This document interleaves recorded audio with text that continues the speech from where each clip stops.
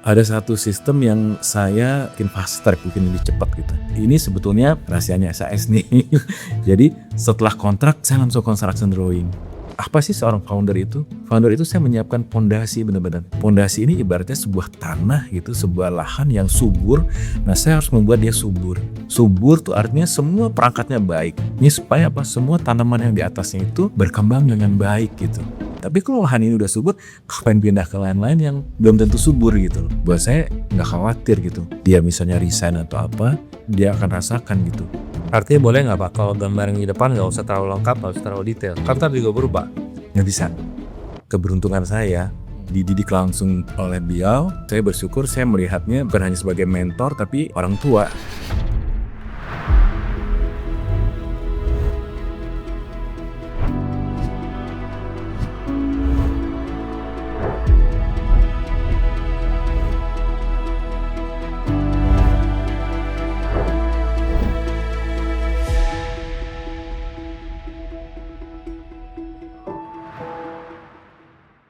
Mas Semi, short intro dong buat radio audience. Mas Semi ini siapa? SHS itu siapa? SAS itu company atau studio desain interior yang memang saya diriin di tahun 2014. Jadi setelah 28 tahun saya berkarir di Hadiprana, sampai akhirnya saya sampai di satu titik tahun 2014 itu saya bisa istilahnya membangun my own studio desain gitu ya. Waktu itu start dengan 10 orang. Tadinya emang saya pikir saya nggak mau gede-gede gitu. Pokoknya 10 orang cukup gitu. Itu udah lengkap semua tuh. Udah dari orang keuangannya, project desainernya, kemudian engineer-nya yang untuk nanti urusin project gitu. Drafternya, OB sampai driver. Kenyataannya nambah sampai sekarang. Berapa sekarang? 30. 30. Jadi kali 3. Kali 3. Dan 30 ini sekarang udah berasa cukup atau kelebihan kalau bisa rampingin lagi mau atau gimana? Jujur gini, dari awal tuh sebenarnya saya memang berpikir gini, kita kan nggak pernah bisa nolak destiny ya, maksudnya mau kemana sih kita ke depan arahnya gitu. Cuman saya berpikir bahwa kalaupun memang SAS itu harus berkembang secara fisik ya, nah dia menjadi kayak ada modul-modul gitu.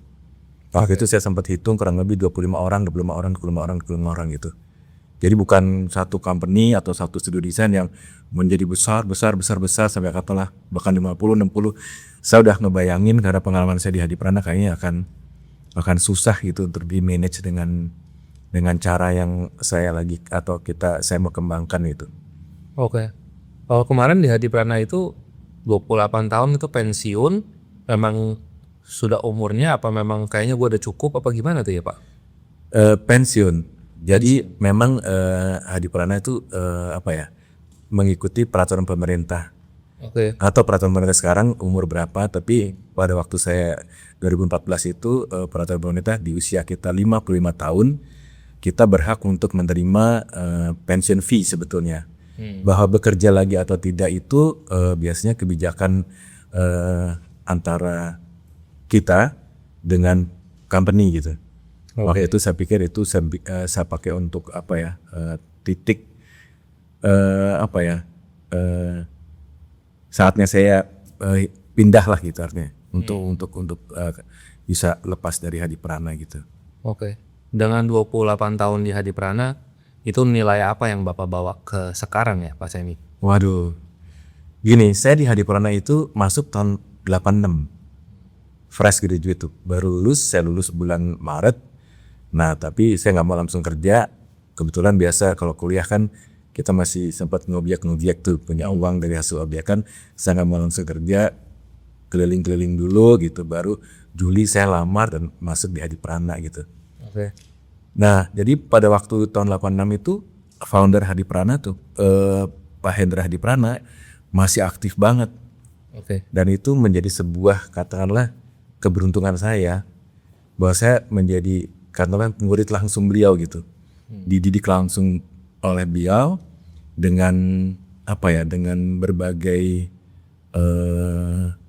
karakter beliau, ajaran beliau, kerasnya beliau, tapi pada waktu itu saya bersyukur saya melihatnya beliau itu sebagai orang tua. Jadi bukan hanya sebagai mentor, tapi jadi artinya ketika marahnya dia karena ketidaktahuan saya, jadi dia mendidik saya dengan misalnya dengan satu kata aja, iya ngerti nggak gitu. Masih Belanda banget ya. Gue bingung, perasaan gue udah ngerti gitu kan. Tapi hal kayak gitu rupanya yang buat saya kebawa sampai sekarang. Jadi kalau misalkan atau bukan sampai sekarang, seterusnya bahwa ketika misalkan saya menyampaikan satu pandangan atau satu nilai itu rasanya kamu sih ngerti bener nggak sih? Saya nggak bisa cuman misalnya saya sampaikan terserah lu ngerti apa nggak ngerti gitu. Ketika kita bicara misalnya dengan tim gitu ya, saya akan sangat keras untuk kamu ngerti kan gitu. Dan itu saya sangat juga menurut saya tuh gini, ketika orang kita bicara kemudian orang tuh cuman ngeliatin gitu, buat saya tuh dia nggak ngerti. Tatapannya blank gitu ya. Nah itu hal kayak gitu tuh buat saya tuh jadi penting. Karena secara nggak sadar mungkin saya dulu digituin gitu. Jadi tapi kalau saya balik lagi ketika saya masih di masa-masa itu, saya kalau diajarin atau saya diberikan sebuah penjelasan tuh, kalau saya ngerti itu emang saya langsung otomatis tuh saya akan iya gitu. Nah itu ya kalau bicara anak-anak saya tuh kadang-kadang iya-iyanya tuh nggak dapet gitu. Jadi saya harus lebih keras lagi. Lu ngerti kan gitu maksudnya gitu. Karena saya selalu merasa bahwa itu penting gitu. Apalagi sekarang waktu kan ibaratnya satu yang sangat utama sekarang ya. Kita bicara 2 jam, kalau orang yang nggak ngerti mendingan nggak usah gitu artinya gitu. Capek ya ngomong 2 jam. Capek. Biasanya Pak Semi suruh ulang nggak sih? Lu ngerti nggak? Ngerti. Apa coba gitu? Tantang banget. Nggak sampai segitu sih. Cuman kalau itu jadi kayak guru banget gitu ya. Tapi bisa nggak harus begitulah. Saya bisa banyak bicara dengan oke, kalau dia ngerti, saya percaya dia ngerti. Gitu. Oke. Nggak sampai harus coba apa gitu. Itu kayaknya jadi kayak terlalu gimana gitu ya. Iya, benar. Menurut Pak Semi kalau di Hadi Prana itu bisa dibilang lintas generasi ya, benar nggak sih? Betul. Karena kan sekarang Om Hengnya udah nggak ada, tapi the company masih bisa berjalan kan. Kira-kira apa sih rahasianya di perusahaan itu sampai orang yang nggak ada pun perusahaannya masih oke gitu? Ya, jadi tadi saya bilang ketika saya di sana kan ketika founder itu masih aktif gitu. Dan dari founder ini memang yang sangat saya dapat itu bahwa beliau itu tahu siapa key personnya. Nah itu dia keep gitu. Nah tapi bukan hanya key person saja, dia bisa sampai ke di luar key person itu sentuhannya atau cara pendekatannya itu menurut kita waktu itu betul-betul memang sangat personal. Artinya beliau itu bisa sampai tahu berapa sih ukuran sepatu kita. Masa? Karena memang zaman itu ya, mungkin anak sekarang kalau dikasih sepatu luar banyak gitu kan. Zaman itu kalau kita dikasih sepatu Adidas gitu misalnya, atau sepatu apa gitu ya, kita ngerasa kayak wih keren gitu, ini gue pengen gitu. Zaman dulu Nike gitu misalnya atau apa gitu. Jadi atau baju gitu. Kayak dulu misalkan kita dikasih, saya sebut merek aja apa-apa ya, kayak Giordano gitu. Zaman dulu kan masih langka banget tuh. Bisa tahu bahwa si ini L, si ini M, si ini S gitu. Jadi memang beliau tuh sangat sangat personal banget, dan dia sangat kekeluargaan itu yang menurut saya tuh dia menempatkan dirinya, makanya dipanggilnya kan dia Om, Uncle gitu. Dia maunya dipanggilnya Om? Om Heng. Jadi bukan, kita nggak panggil dia Pak, dan dia panggil apa, kita panggil dia Om Heng gitu. Nah mungkin pada waktu itu kita saya nggak merasa makna di balik Om itu. Sekarang saya baru bisa paham. Sebenarnya itulah kuncinya di situ mungkin. Bagaimana dia menempatkan dirinya dia tuh sebagai ya paman kamu. Artinya orang yang bisa bicara apapun gitu. Bisa bukan hanya masalah pekerjaan, tapi hal-hal yang sifatnya lain gitu, pribadi mungkin gitu. Oke.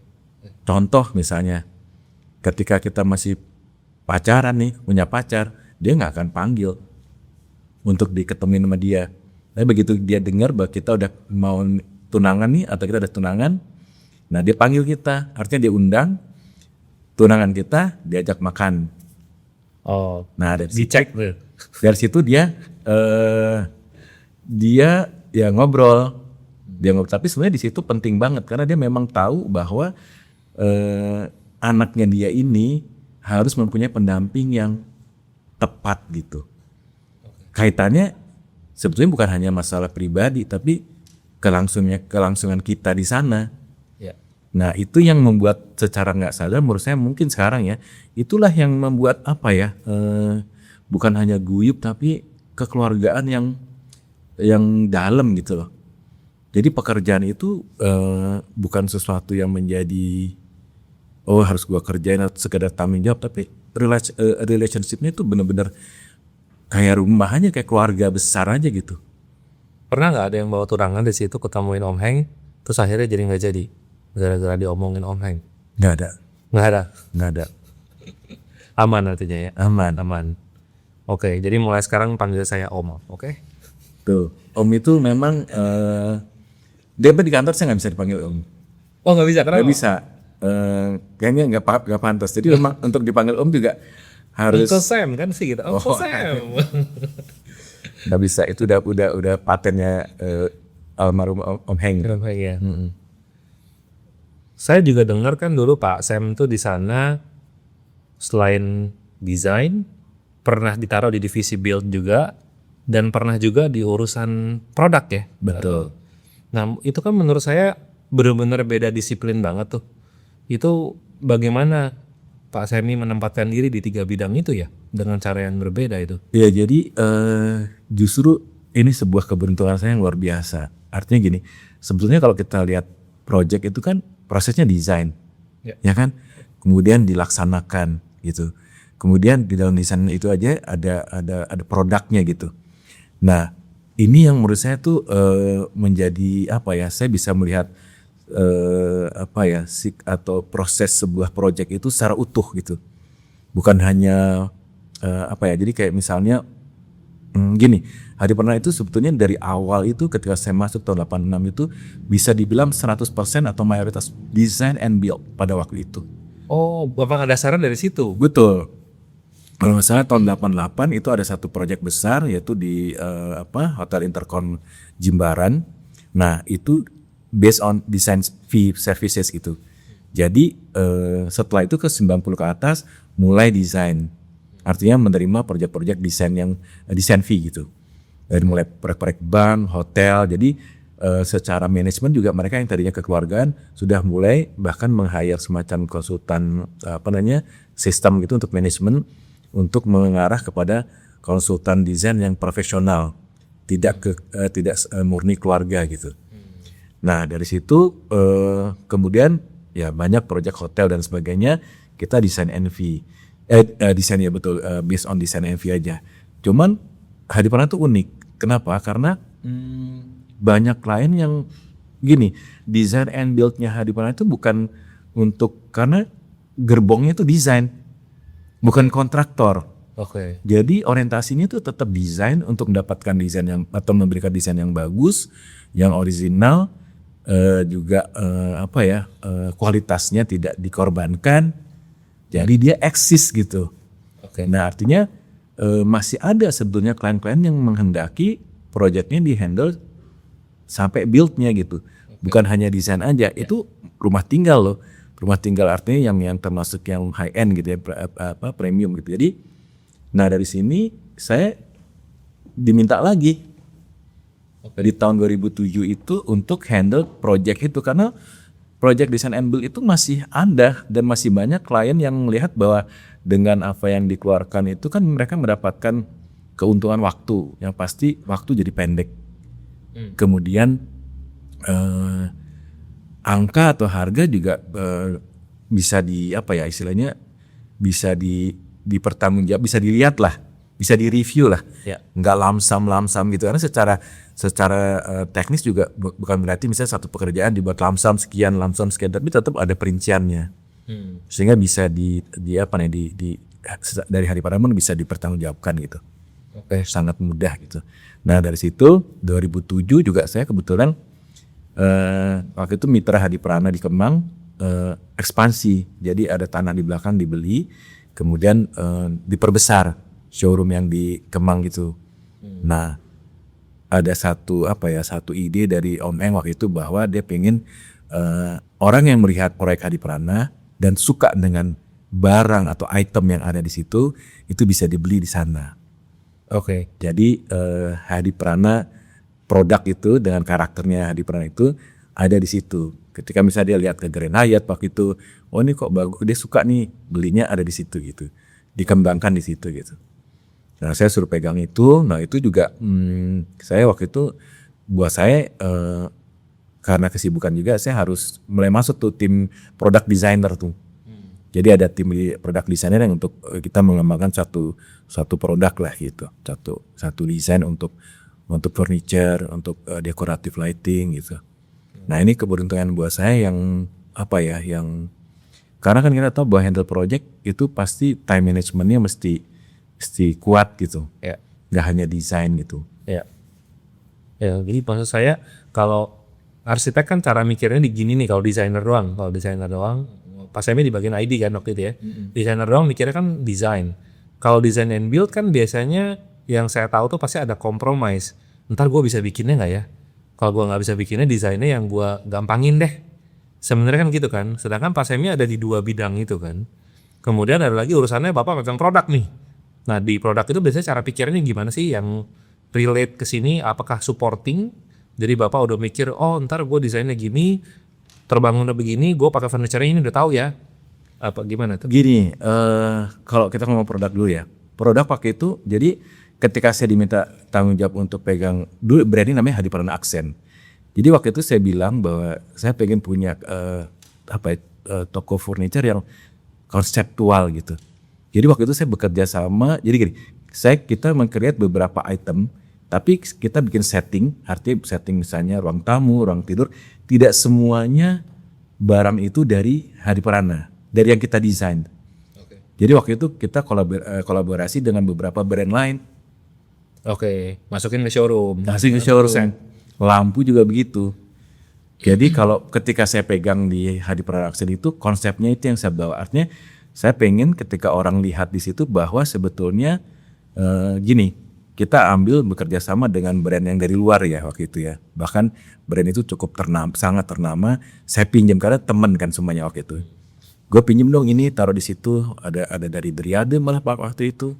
Ada dari Baker, ada dari macam-macam gitu. Jadi saya combine, jadi saya kayak konsep store gitu waktu itu. I see. Tapi barang Hadiprana ada dan itu kuat sekali karakternya. Jadi kayak kayak mix and match gitu. Jadi kayak eklektik gitu. Nah itu justru eklektik kontemporernya tuh di situ saya tampilkan secara menggabungkan beberapa produk desain gitu. I see. Nah kalau tadi masalah project itu sendiri desain sebenarnya saya nggak kaitkan langsung. Nggak setiap ini saya ambil ke project, malah justru nggak banyak proyek yang ngambil barang-barang itu. Dan saya bukan sesuatu yang harus ambil ini, karena desain tetap desain, karena desain itu kan nggak bisa disempitkan gitu. Justru saya pengennya luas gitu. Itu hanya semacam ya itu kita mengembangkan satu produk yang harusnya bisa diterima semua orang gitu. Tapi tidak harus masuk ke project gitu. Soalnya kalau dimasukin ke project jadi seakan-akan maksa ya. Maksa. Harus barang sendiri gitu ya. Maksa. Oke. Apalagi kita kan project kita kan dari mulai rumah tinggal, komersial kan pasti beda-beda. Dan Hadiprana itu dan kita juga dulu punya pendapat bahwa style itu sebetulnya bukan bisa beda bukan karakter seseorang gitu. Artinya kita bekerja mau ke arah style yang klasik atau modern atau apapun tropical dan sebagainya itu lebih karena permintaan atau kebutuhan klien. I see. Bapak di Hadiprana 28 tahun, lalu SHS sekarang udah berapa tahun, Pak? Ini tahun ke-12. Tahun ke-12 ya. Jadi total sebenarnya Pak Semi sudah 40 Yes. tahun di industri 4 dekade. desain ini ya. Iya. Menurut Pak Semi dengan 40 tahun di industri ini, sebenarnya value-nya seorang desainer itu apa? Value design itu banyak sih sebetulnya. Tapi kalau menurut saya sih gini, desainer itu kan, gue agak blank nih. Bagaimana Pak? Kesimpulannya gitu kan? Nggak, desainer itu kan ini ya apa ya, orang yang mendesain, artinya dari yang tadinya tidak ada menjadi ada, atau sesuatu yang katanya pakai tanda petik kurang baik menjadi baik, ya kan? Nah, di sini itu rentan dengan masalah ego nih. Jadi kadang-kadang kita tuh menjadi terbentuk mempunyai ego yang sangat kuat. Kayaknya kalau udah ini harus ini gitu. Nah, jadi kalau menurut saya value yang dari seorang desainer itu ya balik lagi sebagai manusia dia harus apa ya? Kalau saya lebih bagaimana kita memenuhi kebutuhan klien kita, jadi dia bisa menyerap semua apa yang diperlukan oleh klien tersebut gitu.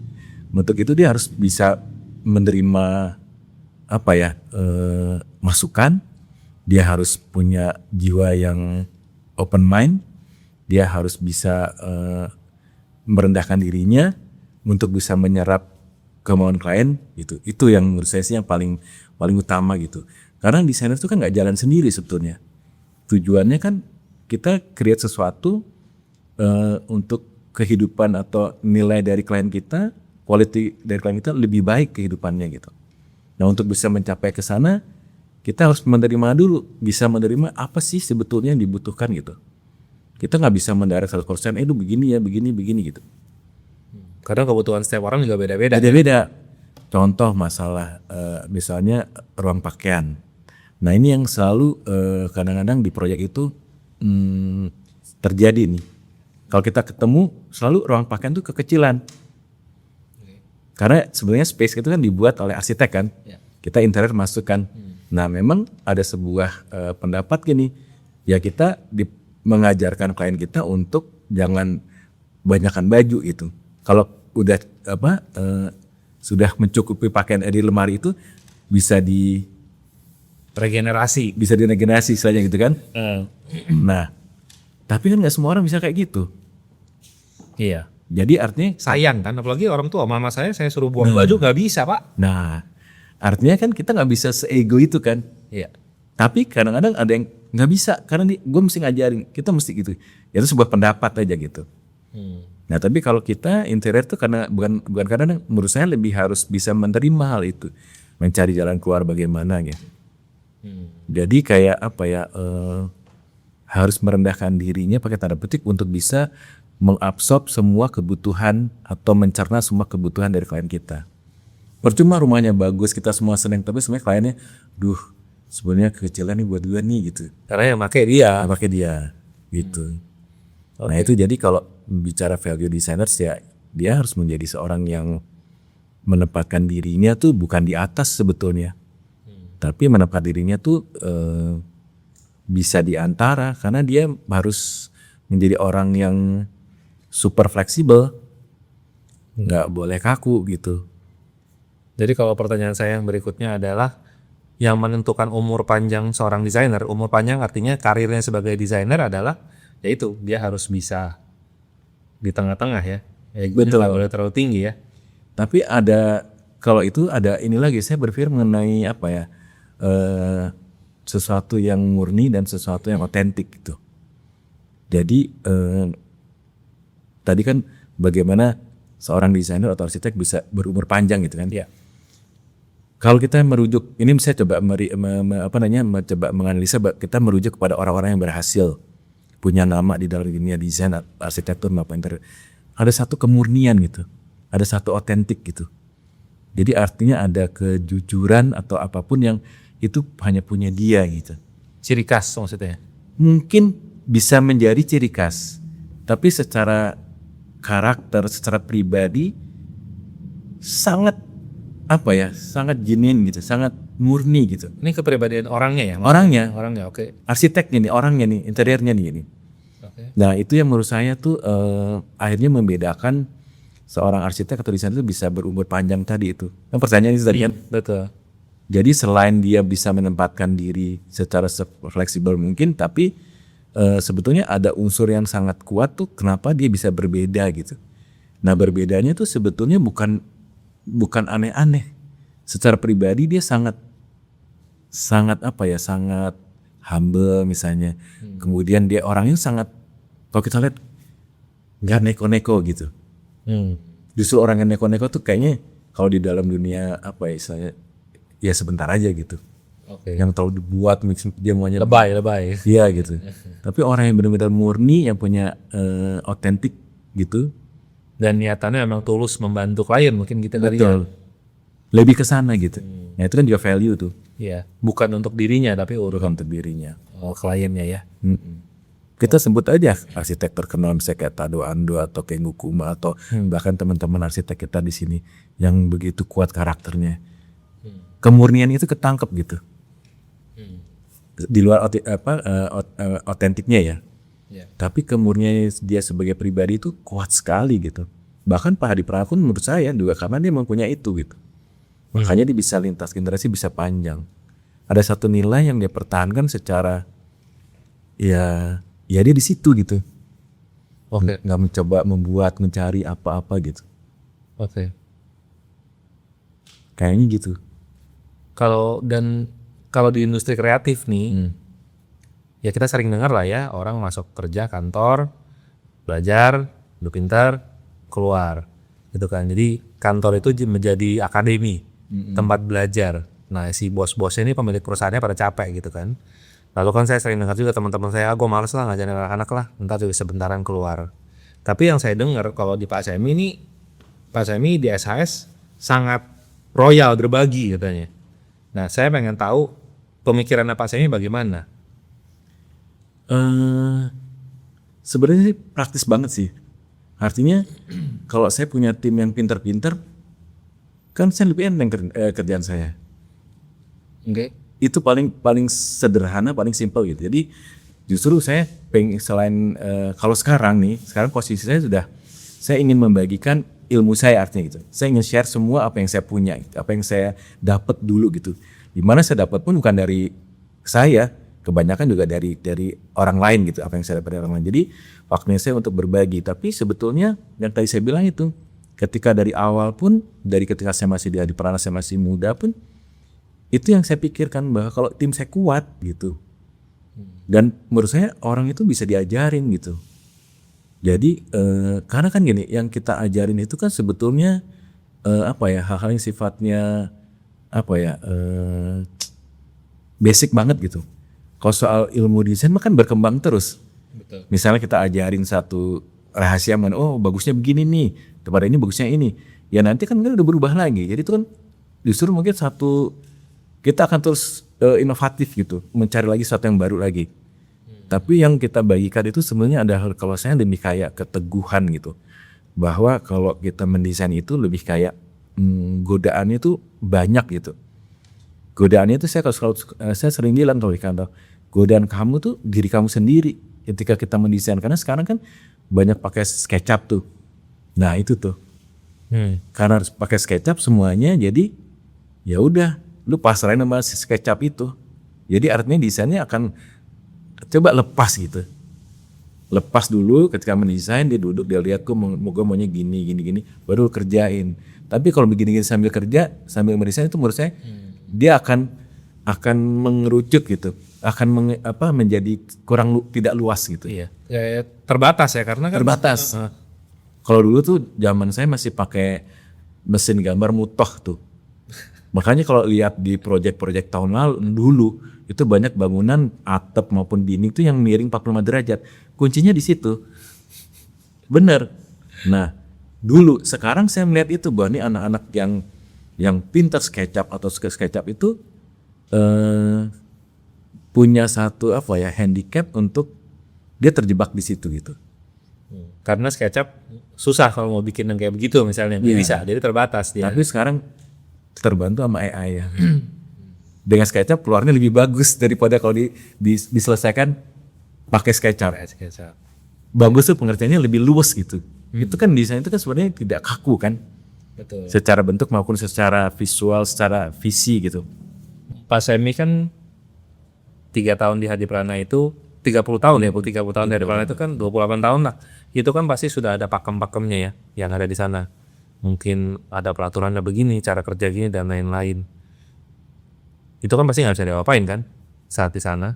Nah, ketika Pak Semi keluar dan sekarang bikin sendiri di SHS, apakah ada something yang Bapak modifikasi dari yang terdahulu? Dulu nih gue nggak suka sama yang ini nih, cuman karena gue dulu di sana ya nggak bisa gue apain. Sekarang yang ini gue pakai tapi gue rubah dikit jadi gini. Ada nggak Pak? Nggak ada sih. Tapi gini, ketika saya mendirikan SAS ini, satu hal yang saya nggak mau pegang, ada satu proyek saya nggak. Jadi segini, saya mau fokus ke proyek rumah tinggal. Jadi Hadi Pradana pada waktu itu saya banyak proyek komersial. Kita tahu Hadi Pradana kan banyak proyek hotel yang hampir dominasi lah untuk di Indonesia ya. Saya tidak pegang proyek komersial, saya lebih fokus pada proyek residensial. Nah, proyek residensial ini kenapa? Lebih kepada karena saya melihat proyek komersial itu time consuming-nya tinggi. Komersial tinggi. Betul, misalnya proyek hotel di Bali, kita harus kirim 2 orang. Meeting 2 hari, bagian inter itu cuma dengerin aja nanti ngomong semua gitu, pulang habis waktu gitu. Nah buat saya itu kayaknya nggak tepat kalau saya diriin SAS. Jadi saya lebih kayak rumah tinggal tuh kenapa lebih fleksibel kan, dari segi pengaturan waktu. Misalnya kalau klien minta ketemu juga kita bisa bilang, Bu maaf ini udah lagi bentrok, bisa geser lah. Tapi kalau komersial kan harus gitu, kita atur orangnya mungkin nambah orang gitu. Nah itu satu gitu. Nah kemudian ada satu lagi nih berkaitan dengan yang tadi pertanyaan di depan tadi mengenai jumlah tim di dalam satu studio itu. Ada satu sistem yang saya bikin fast track, bikin lebih cepat gitu. Jadi biasanya kan kalau fase itu kan setelah kontrak kita keluarkan konsep desain, kemudian design development, pengembangan kan construction drawing. Yang tengah saya buang. Oke. Jadi kalau ini sebetulnya rahasianya SAS nih. Jadi setelah kontrak saya langsung construction drawing. Setelah kontrak langsung construction drawing? Betul. Karena konsep yang kita develop itu detail sekali. Maksudnya 3D rendering yang kita lihat itu kita jaga betul gitu. Profilnya, skalanya tidak bisa pakai asumsi gitu. Kalau misalnya kita taruh sebuah lampu, kita taruh sebuah kursi, kita taruh sebuah item apapun itu benar-benar secara skala masuk gitu ya, benar gitu. Dan juga material juga begitu. Masalah terang, gelapnya, renderingnya gitu. Sehingga dari situ kita langsung kasih ke drafter. Jadi tidak ada junior designer yang bekerja di dalam pengembangan desain. Biasanya kan dari konsep kemudian kan di develop lagi nih. Di sini udah matang betul. Ya. Jadi nggak perlu lagi. Tapi makanya di kita nih di SAS hampir jenjang itu junior designer itu sedikit. Jadi ada 2 langkah yang dijadiin 1 ya. Benar gitu ya. Benar. Karena si konsep ini matang betul. Dan kita kalau provide 3D rendering itu satu ruang tuh minimal 2 view. Jadi ketika misalkan kita berikan atau pertama tujuannya untuk mendapatkan approval yang cepat dari klien. Kalau salah ketahuan cepat salah, misalnya, aduh saya nggak suka gelap, saya nggak suka marmer warna ini gitu. Nggak tiba-tiba marmer ini ada nggak ya? Hanya karena saya sukanya maunya warna hijau atau warna merah, tapi soal adanya nanti kita cari gitu. Oke. Jadi semuanya tuh sudah precise gitu, sudah betul dari awal gitu. Oh gitu. Jadi udah kerja keras di depan. Betul. Oke. Dan itu kan pasti sesuai sama termin pembayaran kan ya. Jadi seakan-akan Pak Semi juga udah gabungin 2 hal itu. Jadi katakanlah orang mau berhenti di situ, gua nggak lanjut lagi, ya udah ke cover kan secara biaya gitu ya. Betul. Kurang lebih gitu. Construction drawing, baru pengawasan in terms of design. Oke. Jadi itu mangkas manpower juga tadi ya, yang junior itu. Iya. Kurang. Nah itu yang menurut saya ketika kalau kaitannya dengan pertanyaan tadi, yang menurut saya, tapi saya nggak tahu ya, mungkin ada satu katakanlah space yang terbuang. Karena nih di mana nih posisi junior designer ini nih?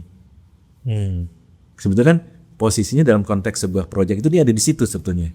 Oke. Karena konsep yang mengembangkan konsep awal kan bukan mereka.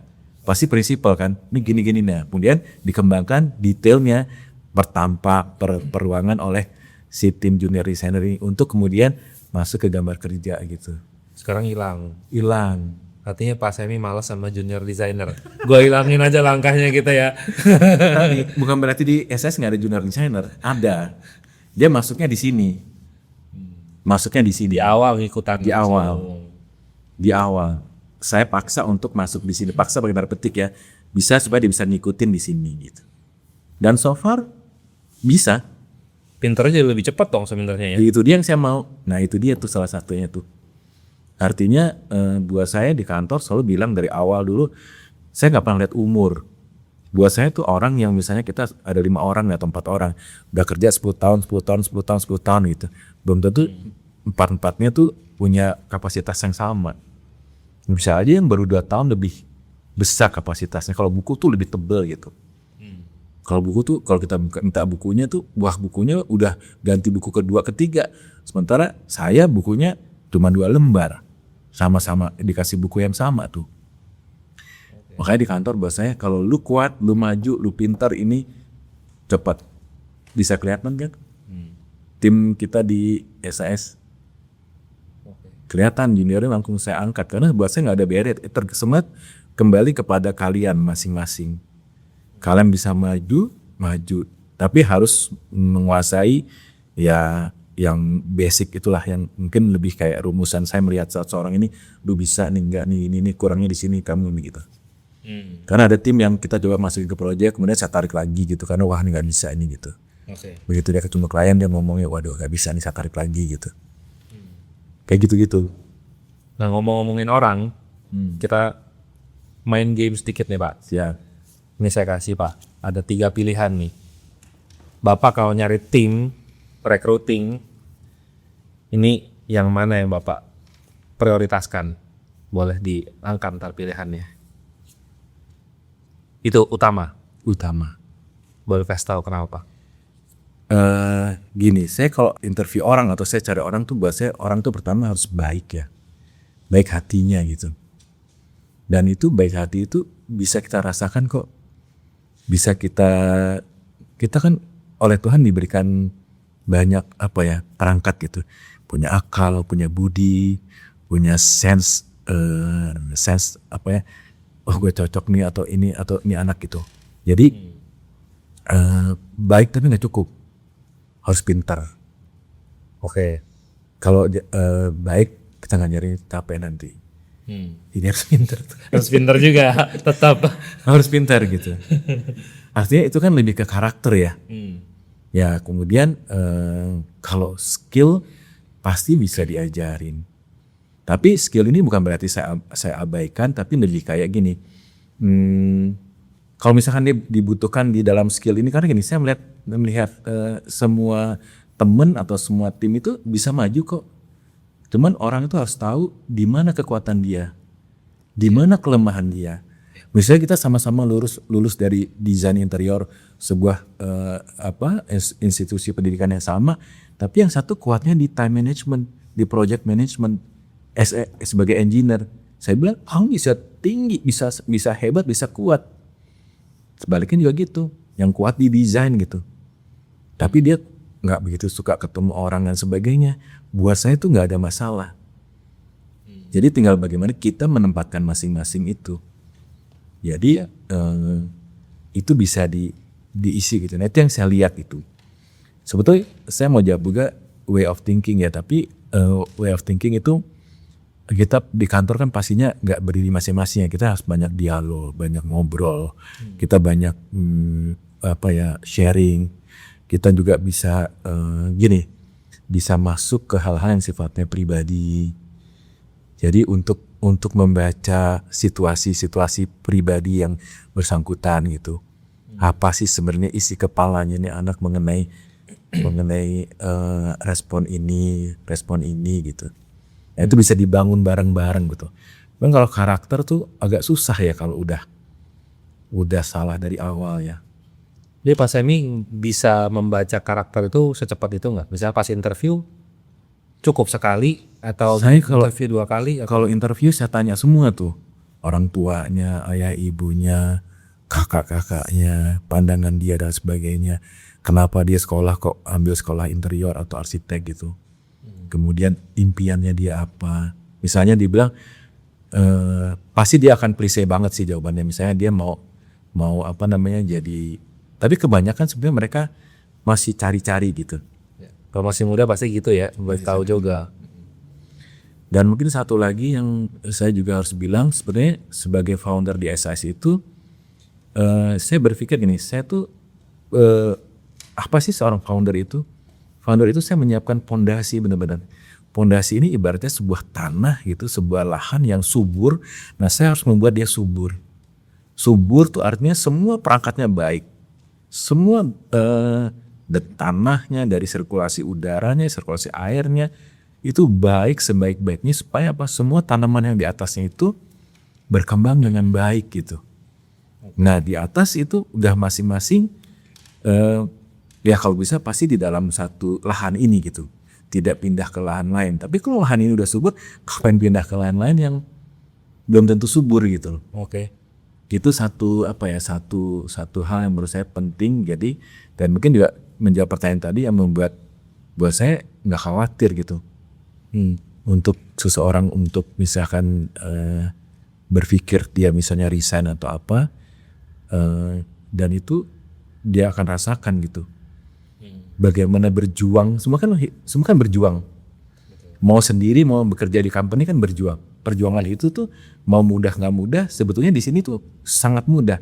Artinya gini, dia lebih fokus sudah kepada dalam apa yang dia mau gitu. Nggak harus mikirin lagi hal-hal yang sifatnya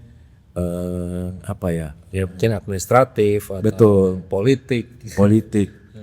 Kalau dulu kan saya paling nggak suka gini, orang yang misalnya di kantor beda dengan di rumah gitu. Di rumah dia susah sekali. Nah itu tuh harus semuanya sama. Jadi saya dulu sebenarnya dalam pelajaran itu di rumah dan kantor tuh sama sebetulnya. Saya bilang bahkan setiap waktu tuh kita sama. Misalkan kayak saya tanya tujuannya dia, kamu mau jadi sebagai arsitek atau sebagai interior atau apapun gitu. Ya saya pengen jadi interior designer. Kamu tuh nggak sebagai interior designer itu kapan kamu jadi seorang interior designer? Ya sepanjang hidup kamu kan. Kamu berada di mana gitu. Ibarat dokter. Dia menjadi dokter ya ketika ada pasien gitu. Dia menjadi dokter seterusnya. Selamanya dimanapun. Desainer juga gitu. Nah ini yang kita harus ajari ke anak-anak. Tanamkan lah. Karena baru dia jadi desainer ketika dia di depan komputer dia. Wah ini begini nih. Oh gue mau bikin begini. Tapi ketika di luar. Dia jalan, dia nonton, dia liburan, dia apa. Dia weekend sama istri anaknya. Dia gak mikirin. Maksudnya dia jiwa raganya tuh gak ke situ gitu. Pandangan dia melihat sesuatu tuh gak ke sana gitu. Nah itu yang harus nempel tuh. Itu artinya kerja doang kalau itu mah ya. Bener. Dulu ada satu kata dari founder Hadi Pranana, Om Eng bilang bahwa kamu kalau kerja tuh 28 jam. 28 ya? Bingung loh kita kok 28, Om kan 24 jam. Tapi maksudnya tuh kita tuh sebagai desainer tuh memang ekstra. Jadi kalau ngeliat apapun, gila bagus ya, oh ini kok gini. Jadi semuanya tuh dianalisa, diolah gitu. Ketika kita masuk ke pekerjaan kita tuh semuanya udah ada. Jadi hasilnya juga luas gitu, nggak kok gini ya gitu. Jadi saya di kantor saya bilang, coba lu berdiri deh, lu berdiri lihat deh gitu. Jangan duduk begini gitu. Cuman keluar ke toilet gitu. Keluar liatin gitu. Berdiri di kamar itu. Nah itu kan hidup kan. Maksudnya tuh sepanjang bukan di kantor beda di rumah. Apalagi yang hubungannya dengan persoalan finansial misalnya gitu. Yang tadi misalnya masalah administrasi dan sebagainya. Itu harus nyambung semua. Nah ekosistem ini yang sebetulnya kita coba bangun di SAS. Supaya semuanya dalam satu bahasa atau satu yang sama. Sehingga orang tuh kalau mau berpikir katakanlah riset atau mah ya ngapain ya, karena di sini udah subur gitu tanahnya, nggak gampang bikin tanah ini subur. Betul, karena kita masih perlu dukungan dari proyek-proyek yang datang itu kan. Kalau proyek yang datang gimana kita mau bikin subur gitu ya. SAS kan reputasinya sekarang udah oke banget ya Pak, udah banyak orang tahu lah. Amin. Bagaimana Bapak memikirkan generasi penerusnya sekarang Pak? Nah ini jawabannya berkaitan dengan yang tadi itu. Jadi saya yakin kalau saya bisa membuat fondasi ini kuat, kokoh gitu. Tapi orang sering bilang fondasi mesti kuat dan kokoh. Tapi saya lebih ke arah lebih kayak ke sesuatu yang subur, tanah yang subur gitu. Jadi dia tumbuh di situ ya dengan sendirinya. Artinya siapapun bisa meneruskan SHS. Sudah Nggak terbukti. harus keluarga sendiri, it Tidak. can be anybody gitu ya. Tidak. Bahkan saya suka bilang di dalam keluarga sendiri pun saya bilang bahwa SIS itu bukan perusahaan apa ya namanya itu yang jual consumer good gitu ya maksudnya. Kita nih orang yang berkreasi. Di mana setiap orang tuh satu pribadi bisa berbeda gitu.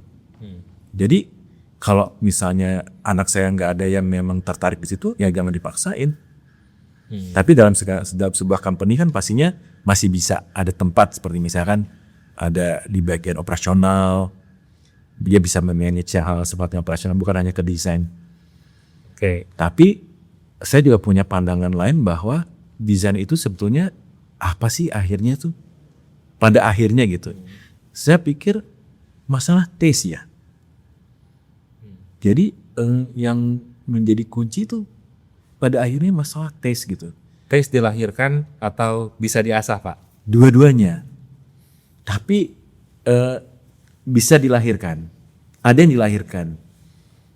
Kalau diasah, saya pikir juga bisa. Kalau memang dia memang berada di situ gitu. Jadi gini, tapi artinya gini, dengan kalau dia punya taste bagus itu, menurut saya ya, bisa dia bikin company design. Asal dia pintar manajemennya, dia pintar ininya. Karena yang mendirect itu semuanya adalah, ini gak bagus nih, coba lu giniin, nih gini deh gitu. Bukan dia berarti yang lebih kerja. Iya. Direction aja ya. Direction aja. Oke. Jadi kayak dulu misalkan, dulu kan sudah ada 3D renderingnya sekarang, kan rendering itu kan perspektif pakai tangan, Ya. diwarna kan. Saya nggak bisa gambar, nggak bisa. Saya nggak bisa. Jadi dulu saya duduk tuh di sebelah artis perspektif itu. Ini gini. Kan saya nggak bisa bikin gitu. Tapi saya tahu ini harusnya begini gitu. Dulu kan cara kerja kita gitu. Gue mau bikinnya begini. Tapi nggak bisa gitu. Tapi ada teman-teman yang bagus sekali. Wah, saya nggak melihat gila keren banget gitu. Hidup gambarnya, shadownya kelihatan gitu. Saya bukan ada di situ. Saya dulu cuma kerja ngandalin itu aja. Jan atau siapalah gitu. Mario nih kayaknya bagusnya di ini deh gitu. Padahal mau nggak bisa gambarnya gitu. Kitanya pusing, nggak bisa undo lagi zaman dulu kan. Salah kita kan, waduh Ctrl Z nggak ada sih gini. Iya. Nggak bisa ditipas kan, ditimpah lagi kan. Gitu ya. Tapi yang penting sebenarnya kalau kita bicara generasi penerus tuh ya banyak hal sih. Artinya harus pertama ya kerelaan ya. Kerelaan, kebersediaan saya sendiri pribadi dan keluarga untuk menerima yang tadi saya bilang itu. Tapi ya alhamdulillah di istri saya, anak-anak saya sangat open. Bahkan anak saya yang paling atau anak-anak hampir semua anak-anak saya mereka seneng gitu. Kalau ayahnya ada yang bantu itu pinter gitu. Jadi bisa ngurangin tanggung jawab mereka gitu artinya gitu. Okay. Atau saya sangat terbantu gitu. Jadi ya itu satu hal yang menurut saya sangat sangat penting dalam kelanjutan dari SIS and Associate ini gitu. Siapapun di dalam, tapi akhirnya kan kembali kepada pribadi masing-masing. Yang bisanya sampai kemana? Yang nggak bisa ya nggak bisa. Tapi buat saya nggak bisa itu bukan berarti sesuatu yang sia-sia. Berarti memang tempatnya di sini. Kamu nggak apa-apa tempatnya di sini, tapi kamu kerjakan dengan sebaik-baik dan sehebat mungkin. Yang terbaik di bidangnya itu gitu. Betul. Karena kayak ketemu orang aja, gak semua bisa ketemu orang. Kita bisa ketemu orang tuh maksudnya bukan hanya ketemu ya, tapi bisa berinteraksi dengan baik, bisa mendapatkan trust-nya, bisa mendapatkan kepercayaannya. Mungkin saya sebut nama salah gitu kayak waktu dulu awal-awal. Udah Pak Semi nggak perlu saya masalah aja, itu kan satu keberuntungan buat saya. Justru bukan merasa terancam ya. Enggak sama sekali. Itu buat saya anugerah justru. Buat keluarga saya juga itu anugerah. Jadi memang apa ya? Ya itu mungkin yang saya bawa salah satunya kalau dibalikan ke pertanyaan yang tadi. Itu bagaimana tuh mempelajari untuk mengontrol emosinya bahwa udah gue sama Salaf aja deh. Kan kalau saya aja mungkin agak-agak kaget juga, mati lu, dia langsung sama si Salaf nih. Ntar besok Salaf ngambil proyek sendiri dong. Enggak. Kita kan pasti kan anak muda begitu ya. Itu gimana? Itu harus mundur ke belakang. Jadi artinya gini, ketika kita pertama, jadi sebenarnya kayak ada proses pilihan sih. Itu pasti setiap orang sebetulnya punya kesempatan itu. Misalnya dari sekian ini tiba-tiba pas ini wah ini anak bisa nih. Itu kata hati pertama yang kita bilang ini anak bisa nih. Kemudian kita memberikan effort atau apa yang lebih untuk belajar, untuk ini kesempatan ini semua gitu. Oke gitu. Jadi memang dari awal tuh sudah dipilih sebetulnya. Oke. Gak mungkin karena gini, pintar itu bukan jaminan sih. Pintar itu justru kalau kita balik ke belakang ya, banyak ada beberapa yang pintar-pintar tapi justru kita tidak bisa menjadi satu gerbong dan Nggak sefrekuensi maksudnya. iya beda. Susah sih dijelaskan tapi memang ada gini, saya selalu beranggapan gini, Tuhan itu kan menciptakan kita nggak bisa cuma menilai secara gini-gini secara analitis gitu ya, tapi kita tuh kita punya sense gitu. Apalagi kita sebagai arsitek atau sebagai interior, sense membaca klien itu, sense membaca wah kayaknya klien gue marah nih, klien gue gak suka nih ini gitu. Itu kan harus sesuatu yang kita punya tuh. Gak bisa kita gambar bagus kemudian Pak ini gini-gini, Pak ini bagus nih, Pak gini-gini, ini begini, ini konsepnya ini. Pas dia selesai, saya nggak butuh ini gitu. Kan selesai. Saya perlunya cuma ini gitu. Nah itu kan kita mesti tangkep. Karena klien itu kan nggak pintar ngomong. Dan nggak semuanya pintar nulis, ditulis semuanya. Ada klien juga yang ditulis semua keinginannya dia. Nggak akan habis. Justru yang kita perlu itu kita nangkep nih. Kayaknya Mario ini terus ketemu istri, ketemu mungkin keluarganya, bahkan ketemu orang tuanya, ketemu keluarganya yang lain. Oh Mario ini gini nih, gini. Jadi kita memang bergerak di dunia yang apa tadi itu, yang nggak real gitu. Nah sama dengan tadi kayak ini kayaknya anaknya begini. Kalau misalnya harus tapi saya nggak yakin sih, maksudnya harus berbeda secara ekstrim. Ya menurut saya itu udah saya serahkan kepada Yang Maha Kuasa. Tapi saya percaya ada hal lain yang bisa bisa dibangun secara bersama gitu. Karena itu tadi tuh fondasinya kuat. Semua orang kan nggak bisa berdiri sendiri sebetulnya. Kita kan saling membutuhkan. Setiap pribadi loh. Mungkin bisa dia satu saat dalam waktu yang relatif pendek ya. Tapi untuk kita ngomong jangka panjang belum tentu. Orang yang nggak bisa jadi bisa. Orang yang bisa jadi nggak bisa. Itu kan satu hal yang berkaitan gitu. Terus karena gini, saya tuh dulu pernah di satu titik di Hadipurna itu ditinggal oleh teman-teman saya. Semua yang pintar-pintar. Maksudnya mereka keluar duluan? Ya, pintar-pintar semua nih. Jadi ketika di awal-awal itu kan saya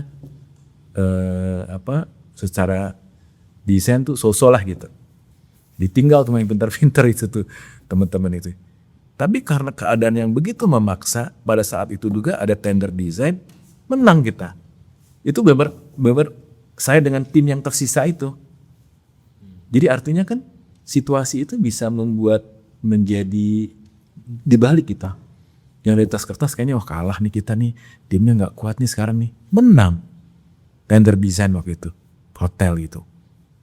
Jadi artinya kan banyak hal gitu, nggak cuman 1+1 hal yang sifatnya teknis ya, tapi semangat dan sebagainya. Nah itu yang saya jaga semua, kepedulian gitu. Bicara SAS sih atau si tanah atau lahan ini panjang sih. Maksudnya saya melihatnya kalau boleh diceritain di sini tuh segala aspek kita masuk. Semua sebutin aja. Ekonomi, pendidikan, kesehatan, apapun gitu. Kayak misalnya gini, kita saat gini, kekeluargaan itu kan klise ya. Tapi saya bilang di SAS itu kekeluargaan itu mutlak. Dari awal saya bilangnya nih. Jadi kamu umur 37, dia umur 25, dia umur 23 dan sebagainya gitu. Tapi kalau dia pintar, adik kamu lebih pintar, ya dia harus maju. Di dalam kantor nih. Itu artinya kekeluargaan. Misalnya nih, dia udah lebih senior dan juniornya lebih pintar. Misalnya di level 10, dia dapat 20. Kamu gak apa-apa dong, emang dia lebih pintar, taunya lebih banyak. Jadi bukan yang senior diterusin ditambah, gak bisa. Banyak hal yang sifatnya kayak gitu-gitu. Jadi menurut saya kekeluargaan itu adalah ketika seseorang atau anggota member dari family itu yang lebih baik dari dia bisa menerima itu. Itu salah satunya gitu. Karena kalau enggak, wah gak bisa kerjasama gitu.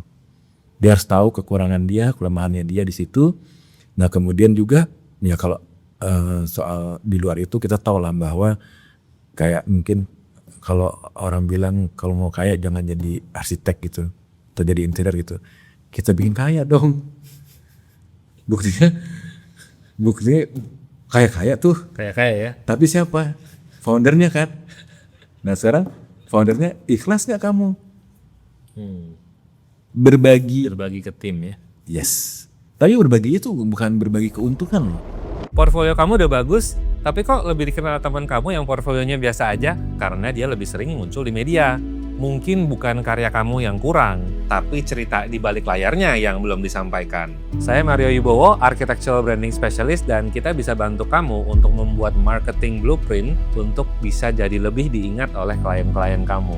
Dan kita juga bisa realisasiin melalui fotografi, videografi, podcast, dan juga social media management. Bisa DM saya di Instagram @mariowibowo_ dan kita bisa mulai dari situ. Itu bedanya saya. Tapi berbagi, ya itu tadi sama-sama kita menyiapkan si itu menjadi subur. Yang masih punya kesulitan dengan tempat tinggal, kita pikirin. Yang masih kesulitan dengan kendaraan berumahnya jauh, kita pikirin. Pendidikan yang paling utama. Kan saya bilang gini, anak-anak kita tuh aset. Anak-anak mereka gitu ya. Aset kalian gitu. Jadi harus sekolah tinggi. Kita buka pintu seluas mungkin gitu. Mau jadi dokter, orang bilang dokter biayanya berapa ratus juta. Kalau tuh anak kamu pintar masuk nih, ayo kita dukung. Coba kalau kita pikir sendiri. Berat kan? Tapi kita sama-sama nih. Bisa.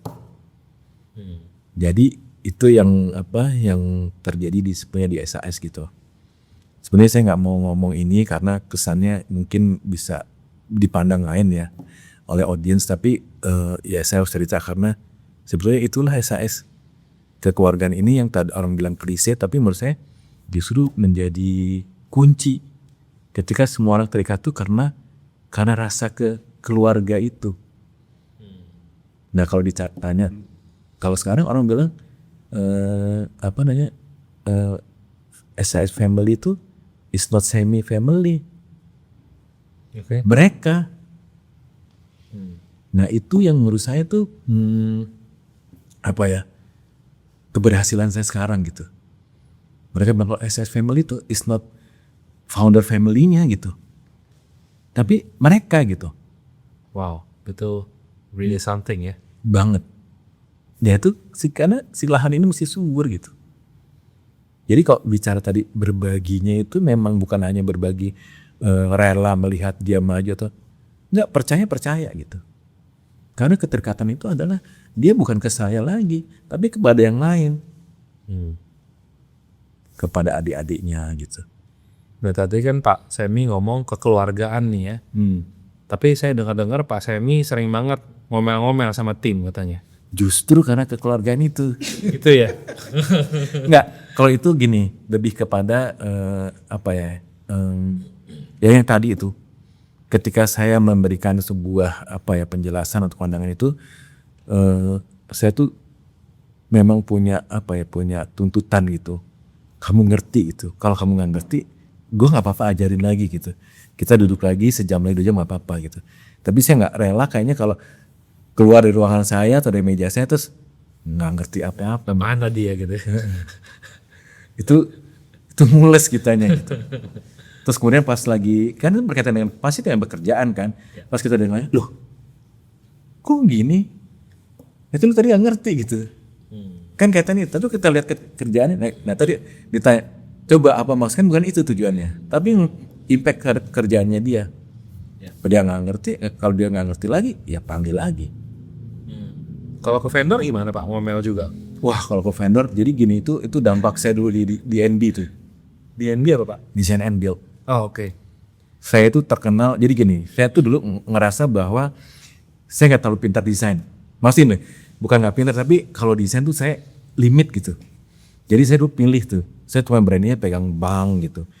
Tapi kayak hotel, residential tuh saya agak minggir. Kalau suruh milih tuh, ada proyek baru tuh, saya nggak angkat tangan misalnya gitu. Gue yang hotel-hotel, yang bank-bank deh, karena saya nggak ngerasa terlalu kuat di sana gitu. Tapi saya jagain time frame-nya. Jadi ketika saya di Hadi Pranaya semuanya proyeknya design and build itu, dikasih proyek 6 bulan, 5 bulan kok kelarin. Oh gitu. Saya tuh orangnya kayak misalnya gini, zaman dulu nih ya, tahu skirting kan ya, pelin ya.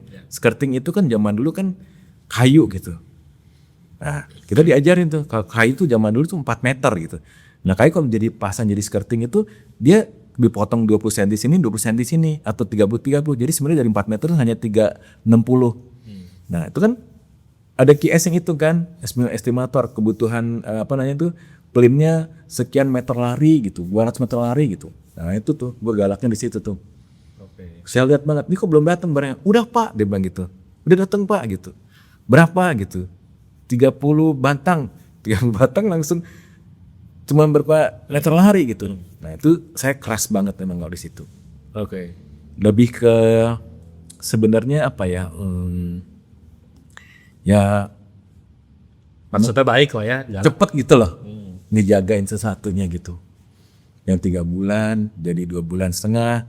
Bahkan kayak proyek yang 2,5 minggu pun baru aja kemarin nih kurang lebih bulan lalu ya.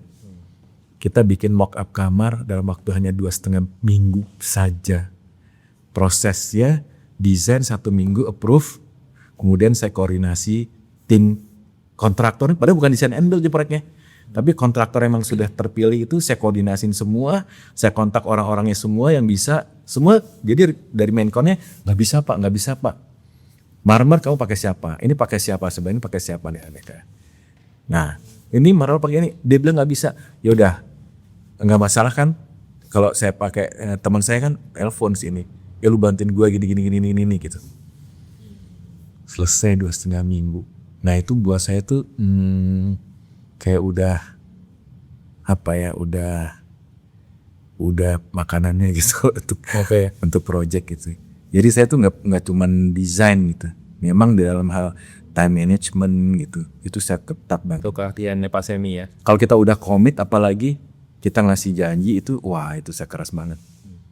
Karena nggak gini loh, kita kasih tahu ini proyek harus selesai tanggal sekian gitu.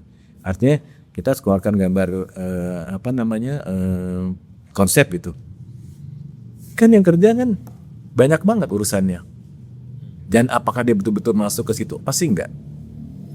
Nah kita harus jagain ini. Dan jagain ini mungkin kalau orang bilang sebenarnya bukan galak sih, keras sih. Yakin ya gitu. Lalu saya dengar juga Pak Semi selain galak juga senang protes katanya. Wah itu seru. Nah Even waktu dulu masih ada di kantor lama yang lama, iya katanya suka protes. Padahal masih kerja sama orang tapi protes. Itu Nah, saya pernah gimana, Pak? pernah di ini kok dibilang Protestan. Maaf ya, ini bukan ke agama. Jadi maksudnya karena protesnya itu. Karena saya suka protes. Tapi sebenarnya gini, waktu saya akhirnya resign, saya pamit gitu ya dengan apa namanya keluarga Hadi Prana gitu, Bang. Mereka bilang bahwa mereka kehilangan orang yang melihat sesuatu itu selalu dari arah yang berbeda. Sebenarnya itu saya bersyukur pernyataan itu membuat, jadi selama ini saya dimengerti akhirnya protesnya saya, karena saya melihatnya itu selalu berbeda, karena saya melihat mungkin lebih terlalu apa ya, saya sebenarnya orangnya praktikal banget. Jadi practicality saya tuh kuat sekali. Saya tidak mendahulukan mimpi sebetulnya.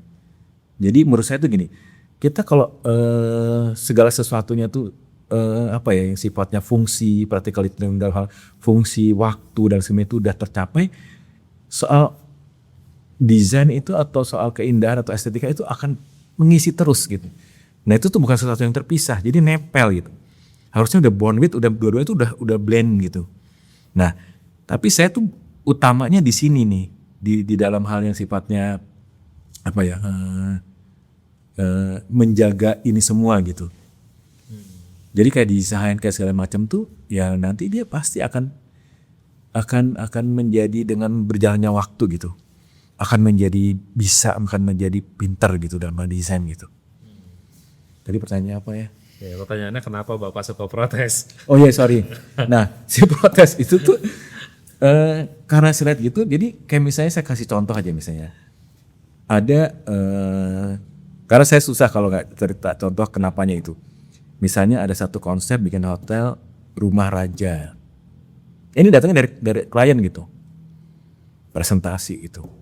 Semuanya rumah raja kamar-kamarnya. Saya beda. Ngelihatnya ketika dipresentasiin, ini berapa duit gitu. Kalau semua dibikin semua kamar 160 kamar ini dengan konsep rumah raja. Berapa investasinya mau ditanam? Kalau saya dari awal tuh udah begini. Jadi kalau saya udah mengembangkan satu konsep yang ya namanya rumah raja, ada rumah ini, ada rumah rakyat ini, ada bupati, ada ini, ada ini, ada ini, ada ini. Ada kamar rajanya. Tapi berarti kan si kamar rajanya itu, si rumah rajanya ini kan berarti kayak presidential suite kan. Berarti kan gak ada yang unik gitu kan. Tapi saya melihatnya dari sini gitu.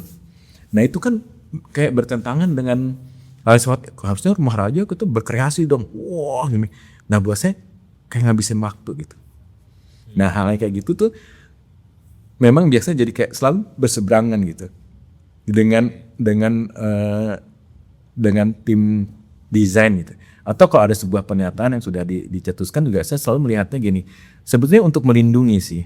Jadi saya melihat kayak ini kalau saya lebih ke sini karena kita harus pertimbangkan ini gitu. Oke. Jadi kayak misalkan ini kebetulan lagi ada kasus juga di case laman kasus. Ada project rumah contoh gitu ya yang tadi saya bilang itu. Pertama sukses langsung orang ngeliat tuh pengen beli gitu. Nah kemudian kita dikasih percayaan yang sama lagi kan. Saya bilang sama tim nih, saya bilang sama Sal, jangan lupa nih keberhasilan pertama tuh desainnya bagus, tapi sebenarnya tuh fungsinya tuh kuat sekali. Jadi ini jangan dilupain nih. Kalau tiba-tiba keluar ide, wah pantry-nya begini. Guys, jangan lupa nih, kita mesti lihat dulu. Bukan karena bagus desainnya. Orang coba lihat rumah. Mana dia bagus tapi apa coba? Gila ini udah dipikirin gini. Ini bukan dipikirin tapi sesuai gitu. Jadi sekarang tuh idenya pantry-nya menjadi main feature-nya pantry-nya. Saya bilang no bukan pantry-nya. Formal dining atau ruang makannya. Ini mengorbankan space-nya jadi ruang makan jadi lebih kecil gitu. Gak bisa. Tapi kan jadinya sama kan. Kita bisa cari bedanya di tempat lain, di hal yang lain gitu. Nah itu yang apa ya, saya gak tahu tuh pemikirannya kayak gitu tuh. Menjadi kayak Kalau diambil negatifnya kan ya saya protes gitu. Ya. Padahal udah mapan, udah jadi gitu. Itu yang tadi saya bicara rumah rakyat itu udah jadi keempat, udah lengkap gitu. Tapi ternyata benar begitu masuk IS, tadi udah setuju semua begitu masuk IS. Ganti total. Kemahalan gitu ya. Pasti. Nah itu kenapa? Mungkin DNB, design and build yang tadi dari awal itu mungkin yang memang membentuk saya secara pribadi gitu. Oke. Nah itu juga kalau misalkan kita balik ke desainnya SAS ya, karakternya apa, kalau bisa dilihat tuh sebetulnya desain SAS itu sangat mudah dicerna. Lihat deh detailnya, gak ada yang susah-susah sebenarnya. Jadi ya karena saya selalu menekankan objektif aja guys, kita kalau mendesain ya udah objektif aja, perlunya apa-apa gitu, satu dinding gitu, kita mau pakai kayu di mana pembagian kayunya gitu. Maksudnya tingginya 240 atau berapa pembagiannya gimana. Kaca gitu, jangan paksain, itu jadinya jelek. Nantinya gitu. Apalagi kalau ternyata kontraktor yang terpilih kualifikasinya tidak sesuai dengan yang kita harapkan. Nah, kita harus adjust tuh. Kita harus adjust. Yang dia bisa bikin kayak apa dah gitu ya. Ya. Malah kalau perlu saya datang ke tempat dia, oh bu bagusnya di sini, oke nih di sini gitu. Nah itu kompromi seperti itu ya menurut saya menjadi ya desain itu nggak kaku gitu. Proyek-proyek saya juga sebenarnya gitu, banyak yang di tengah jalan berubah dari konsep. Artinya awalnya arahnya ke sini, kemudian setelah saya lihat, oh kayaknya ini lebih mengenal kliennya. Bu, Pak, kalau ini kita lebih buat begini gimana gitu. Coba aja Pak Semi bikin 3D-nya dulu, nanti kita lihat gitu. Terakhirnya beliau senang sekali. Tapi di satu sisi orang bisa bilang berubah-berubah desainnya. Ternyata bukan berubah, memang dinamis gitu. Memang hidup kan ya? Hidup, kita ngikutin orang. Kalau kita udah jadi gambarnya lengkap, kemudian dijalanin, gak ada kitanya, nah itu. Jadi selama sampai proyek 3 tahun atau 2 tahun atau 1,5 tahun perjalanan pelaksanaan ini, sebetulnya kita paling sibuk. Nah itu SAS. Gak ada sebuah gambar yang ngikutin gambar-gambar yang udah kita gambar. Dilihat lagi semuanya, detailnya semua lagi. Karena pas makin kenal sama kliennya, makin deket. Wah ini kayaknya gini, oh kayaknya gini. Belum yang berkaitan dengan lapangan sendiri ya. Karena ada perubahan di lapangan dengan plafon yang nggak bisa segitu karena ducting harus turun dan sebagainya. Tapi ini lebih ke yang sifatnya desain gitu. Artinya boleh nggak Pak kalau gambar yang di depan nggak usah terlalu lengkap, nggak usah terlalu detail. Kan ntar juga berubah. Nggak bisa. Kenapa? Itu harus lengkap karena apa? Kita akan ada proses tender kan. Gambarnya kita berikan ke 3 kontraktor atau 2. Mereka harus dapat apple to apple. Dan kenapa gambar SAS itu gambar kredit lengkap sekali, detail sekali, karena tujuannya itu supaya keluar harga itu nanti ketika misalnya keluar angka misalnya numbernya sekian 10 lah kan, tidak menjadi bengkak jadi 12 atau 13. Kalau bisa namanya cuma dikit gitu. Atau nanti yang satu ngasih 10, satu ngasih 12, satu ngasih 6. Benar sama-sama. Kalau misalnya nanti kita pilih 6 bukan ada yang ketinggalan gitu. Oh ternyata di sini ada list metalnya ya. Aduh kita nggak hitung, salah. Gitu. Oke. Nah SAS itu kan saya dengar-dengar juga proyeknya banyak. Tadi kan nanya tuh sama tim. Tapi saya nggak pernah lihat SAS banyak di media. Nah dapat proyeknya dari mana ya? Kita kan banyak rumah tinggal ya. Rumah tinggal itu arsiteknya siapa? Arsitek kan? Iya. Dari arsitek kebanyakan. Oh referensi artinya ya? Artinya, tapi jadi gini, biasanya info itu pasti dari arsitek ya. Tapi bahwa kliennya itu sudah mendengar sebelumnya bisa jadi. Jadi mungkin dia sampaikan pada arsiteknya, Pak saya mau, Bapak udah pernah sama SAS nggak? Nggak pakai SAS gitu. Kan gerbang utamanya biasanya arsitek kan. Atau kalau kliennya terserah gitu. Ya makanya saya harus baik sama arsitek-arsitek kita, teman-teman itu semua itu. Karena biasanya mikirnya, kok coba sama SAS, tapi mereka biasanya akan berikan beberapa opsi sih biasanya. Saya dikenalkan 3, 4 gitu. Nah nanti baru dari situ ketemu kita, Nah kita presentasi. Banyak sih dari Instagram juga ada. Oke. Kemudian yang alhamdulillahnya sih sekarang banyak juga yang karena menurut mereka tuh mereka udah tahu kenapa harus pakai SAS gitu. Artinya mereka melihat karakter desain SAS itu A gitu. Dan mereka suka A gitu. Sehingga nggak terlalu susah lah buat kita untuk random kasih ide gitu. Artinya ada yang sama gitu. Jadi yang pertama paling penting adalah berteman sama arsitek. Satu gitu. Satu. Yang 2 sama 3-nya saya mau tanya ke Pak Semi lagi nih. Lebih penting mana dalam hal mendapatkan proyek lah atau Ya udah, kalau kita udah punya teman yang banyak, baik-baik sama kita, pasti reputasi lah. Reputasi itu utama gitu. Nah reputasi ini gini, sebenarnya gini, orang itu kan ketika akan membangun rumah itu kan apa sih yang ada di kepala mereka kan impian mereka ya. Impian mereka untuk bisa mempunyai rumah yang begini dengan barang yang begini. Nah ini yang belakang nih saya highlight nih. Artinya apa? Mungkin saya sebut nama aja sebuah lampu kristal yang mahal gitu ya dan menjadi impian seorang ibu A atau bapak A gitu. Itu kalau harus wujudin. Padahal misalnya di sini ada kendala budget gitu. Nah, misalnya kalau kayak gini nih, budget itu buat saya bukan sesuatu yang kita punya 100 kita bagi 10 semua enggak. Kalau kita keluarkan 50, kita keluarin 51 untuk membeli si lampu itu. Yang lain kita bisa atur. Karena apa? Kita rumah udah jadi, wah dia seneng banget. Gila ini lampu gue yang gue mimpi, lu pengen harganya itu memang mahal sekali. Tapi kan mahalnya dia kan gak pernah lebih budget satu rumah kan. Gak deh, beli bu, nah itu saya selalu gitu. Hajar bu gitu, ini. Nah itu kan kepuasan. Nah ini kepuasan itu, nah ini menjadi kesini kan. Artinya apa? Kepuasan itu menjadi sesuatu yang dia bawa terus gitu. Sehingga ada temennya mau bikin rumah atau apa gitu dia. Coba pakai dia deh. Gitu. Artinya kita membangun reputasi itu memang yang tadi saya bilang juga itu. Project itu bukan gambar jadi dibangun gitu. Itu mah gak usah ditungguin. tinggal aja udah gitu. Tinggal aja. Gak bisa.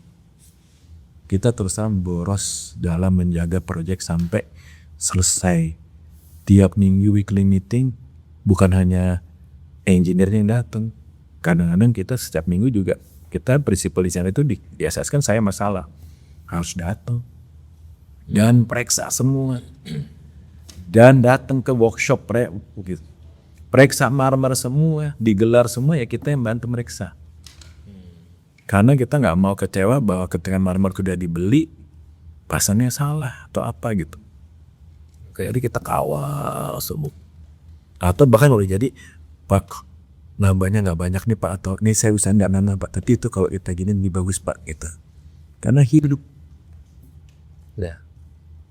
menurut saya mungkin yang saya mau juga garis bawahi ini ya kayak orang tuh kadang-kadang kalau udah bikin satu gambar lengkap tuh udah tinggal dibikin up selesai. Ini enggak, sebetulnya makanya sebagai arsitek atau interior designer tuh harus punya endurance yang kuat ya. Kalau enggak mah udah deh. Proyeknya soalnya nggak sebentar kan ya? Sebentar.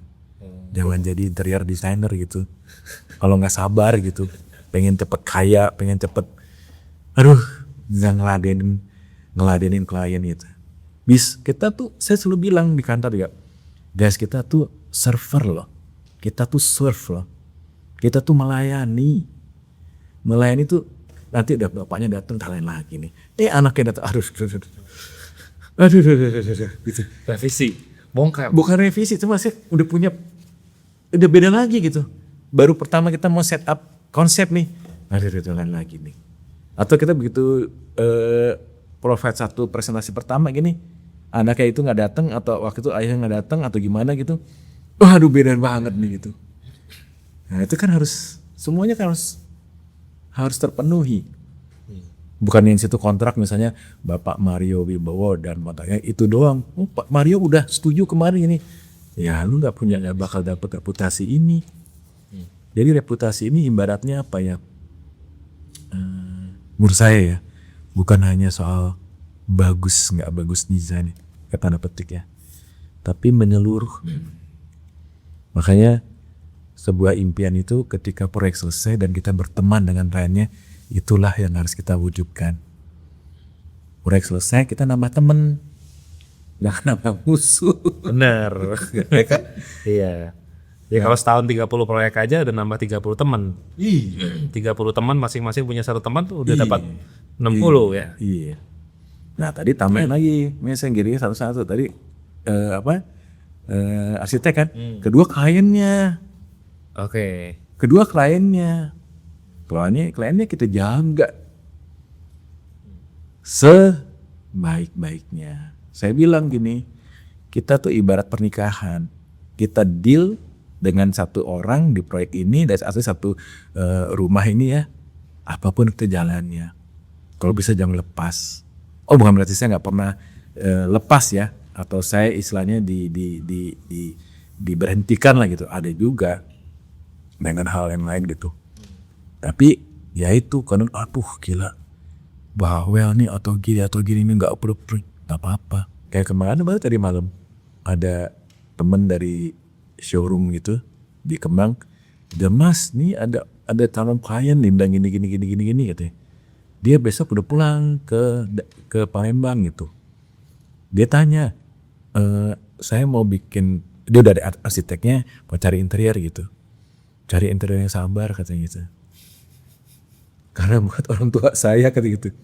Langsung tuh anak, oh pasiennya aja gitu di kotak saya gitu. Itu kan kebalik kan. Tadi kan saya galak. Tapi di satu sisi itu ada keponakan, proyek lain lagi nih. Dia bikin rumah juga sama kita. Dia bilang, Mas Emi, kok sabar sih ngadepin tante saya ini gitu. Jadi artinya kalau yang saya memang bisa handle, ya kita harus jaga semua. Kecuali selesainya karena banyak hal lah ya. Tapi kalau kita harus berusaha sampai selesai gitu. Oke. Nah itu juga sebenarnya salah satu yang saya bawa dari Hadi Pranata tadi itu. Om itu bilang, dia kalau kerja tuntas gitu. Nah itu tuh, dari dulu bingung tuntas, apa aja tuntas gitu. Tuntas gitu. Tapi benar, harus tuntas sebenarnya. Whatever it takes ya, mau ada masalah, mau apa, beresin loh. Iya. Hanya jadi desainer, mungkin arsitek juga mungkin ya. Ya itulah. Kita ada di dalam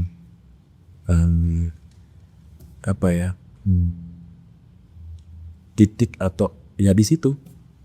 Nggak bisa kita menang sendiri gitu. Kita harus bisa mewujudkan impian orang gitu. Kemarin aja gitu, Pak ini masa arsiteknya bilang gini, saya perlu ruang kerja. Oh duduk di meja makan aja Pak, coba. Gimana gitu? Balik lagi ke kamar, ke ruang ganti pakaian, ke ruang pakaian itu. Kurang besar gitu. Ya ibu dikasih aja bu, bajunya, gitu. Bisa. Tapi kan, ya mungkin jangan pakai dia gitu. Besok nggak dapat lagi. Gak direkomendasiin lah istilahnya. Oke Pak, kita move on. Sekarang saya mau tanya nih, Ya, Bapak sering pameran ID12. ID12 itu di luaran kompetitor, di dalam kolaborator. aneh kan? Nah, aneh itu, menurut saya ya. Benar. Nah itu gimana Pak Semi sebagai orang dalam? Saya dari dulu bilang sama teman-teman ID12 itu sebuah keajaiban dunia di masa sekarang. Emang aneh gitu. Tapi ya namanya keajaiban kan gimana ya, terjadilah gitu. Cuman kalau kita lihat ke belakang, memang apa yang terjadi sekarang atau bahkan dia kan tahun 2007 kalau nggak salah, Zaman Laras ya. udara laras gitu. Jadi ada proses gitu loh. Nah proses ini nggak boleh. Jadi gini, kalau ada teman-teman yang mau bikin ini belum tentu bisa, karena ada proses yang membawa kita ke sana gitu. Dulu juga nggak kenal semua saya, kita juga nggak ada yang saling kenal. Tapi karena satu pameran ini dipanggil pameran di sini, panggil pameran di sini, kita tahu masing-masing karakternya gimana, sampai akhirnya kita bikin The Colors of Indonesia 2014 karena dari pihak Senayan City untuk ajak kita buka pameran di sana, berkembang sampai tahun kemarin gitu, 2024. Jadi memang ada satu proses gitu. Nah, tapi makanya saya bisa bilang ini adalah keajaiban dunia karena orang-orangnya pun lengkap gitu. Artinya kalau kita lihat umur dari yang muda sampai yang super senior ada gitu. Ya sekarang yang muda juga udah gak muda banget sih. Tapi pada waktu itu, apalah berapa tahun yang lalu itu masih sangat muda. Masih hamil. Waktu itu Syaligo masih hamil, Juniji juga masih hamil. Jadi masih sangat muda gitu. Nah, saya juga muda tapi nggak udah senior tapi nggak senior banget kayak sekarang gitu. Jadi memang melewati masa panjang lah gitu. Dan di dalamnya juga terbagi dari beberapa orang yang makanya saya bilang lengkap itu, beberapa karakter yang sebetulnya tuh memang saling melengkapi ya. Nah kalau sekarang terjadi baik tuh itu enak banget kita. Dapat klien ini kita telepon, pernah dikontak sama dia nggak gitu. Ini kok kayaknya orangnya pernah kesana kesini ya gitu. Oh, cu gitu sih. Cu saya ini wah itu ngeluh nih gitu. Jadi kita akhirnya atau nggak kesana lah, kita lari misalnya kebutuhan kontraktor gitu. Ya. Lu udah pernah pakai dia nggak sih? Bagus nggak sih? Bagus tapi lu pakai dia dari ini nunggu gitu. Sebetulnya begitu. Jadi kalau dibilang kompetitor tuh kita sudah percaya bahwa masing-masing karena terbukti dari pameran tuh punya segmen masing-masing. Dan itu sebetulnya semua orang nggak usah dirubah tuh, jangan pernah khawatir. Kita tuh kalau memang kita kerja baik bener semuanya beda kok. Misalnya saya cenderung lebih seneng klasik, berarti di situ ada Pras, ada saya, ada Vivi misalnya gitu, ada Mas Agam, gitu, Mas Roland. Ya beda. Di satu proyek sama nih misalnya gitu, pasti beda. Nah itu udah sampai ke sana gitu. Jadi kita nggak pernah merasa kayak kompetitor sebetulnya. Oke. Gitu. Jadi nilai terbesar dari kolektif ID 12 ini menurut Pak Semi apa? Justru itu kita bisa jadi panutan ya. Panutan itu ke sesama. Jadi gini, yang tadinya tuh kayak jauh gitu ya, itu menjadi cair gitu. Jadi dunia interior design ini menjadi sesuatu yang karena gini, kita bukan hanya melibatkan kita ber-12, tapi para vendor, supplier, kontraktor, semua tuh jadi kayak nyatu gitu. Satu gitu. Tapi sebetulnya, sorry saya agak menyimpang dikit, karena saya lihat ini ada kaitannya juga dengan vendor ya, yang suka ngajak kita trip ke luar negeri. Oke. Karena apa? Ini ada yang ditentang sebetulnya. Betul. Tapi sebetulnya ini ada nilai baik kalau saya lihat. Justru saya menjadi kenal. Karena itu kan random banget. Ada arsitek kadang-kadang, ada interior kadang-kadang. Nah di situ kita menjadi batasan-batasan tadi itu menjadi lebih dekat. Kalau itu udah kita bicara as a friend sebagai manusianya, interaksinya bukan seorang wah lu arsitek ini enggak. Ternyata baik ya dia, ternyata dia nggak sombong ya, ternyata dia nggak seperti yang gue denger ya. Nah itu tuh, jadi si box-box itu pecah semua. Sebenarnya kan kita sebagai manusia kan balik lagi sama aja kok.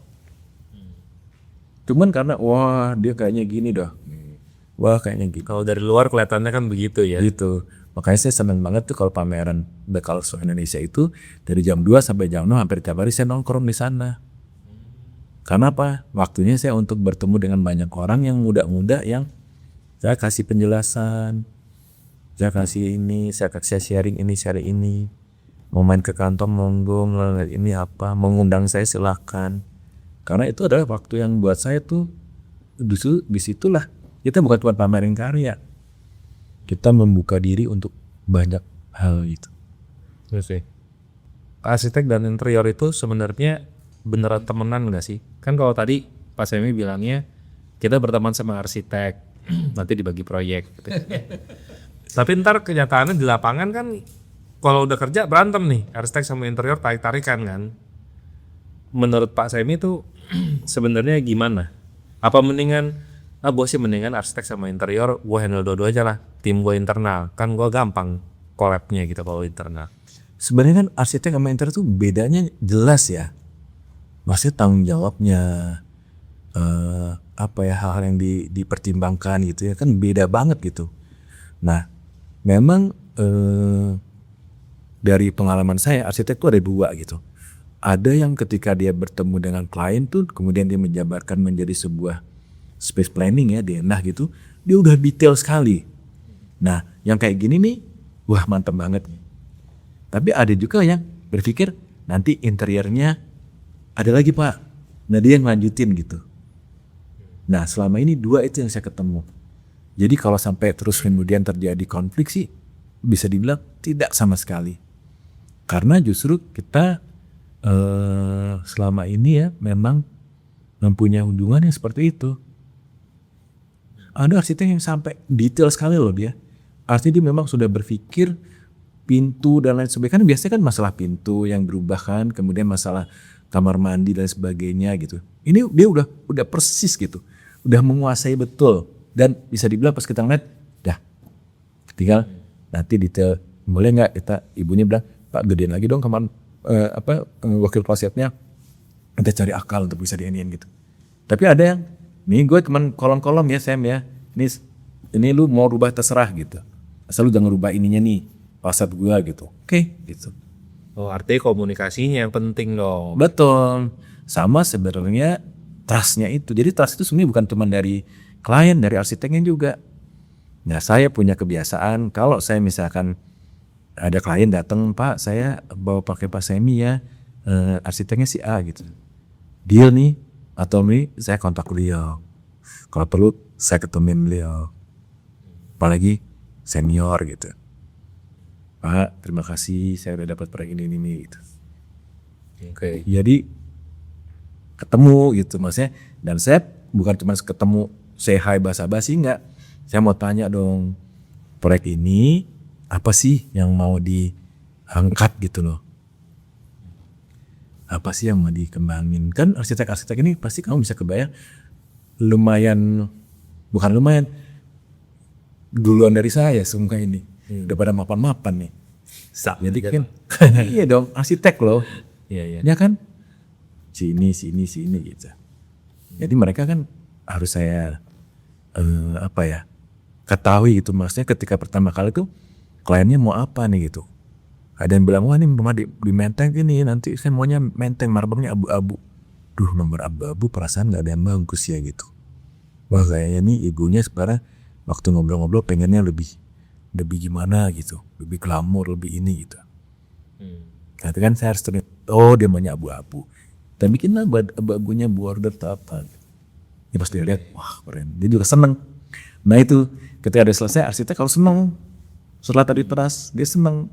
Kalau dia udah seneng kan, dia juga ya nanti yang Mbak pakai dia aja gitu. Selain kliennya seneng, arsitek juga masih seneng ya. Harus.